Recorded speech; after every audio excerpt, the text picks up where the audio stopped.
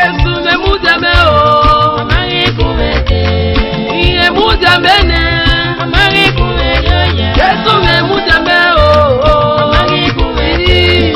Amari kuwete. Hey, Anna, you know where did you wanna?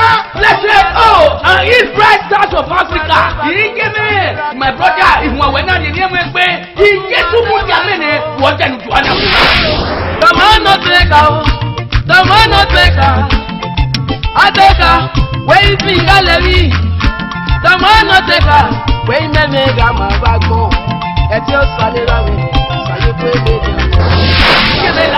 My brother, he is our Bobby Law, Lala to lie. Mamma, you so you wear, you know where, or do what? Harry, why you go to whatever go to whatever you say, go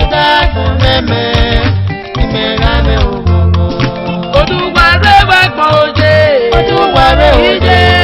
to so you want no pain or get blessed. Oh, it's bright stars of Africa. No, where or do what?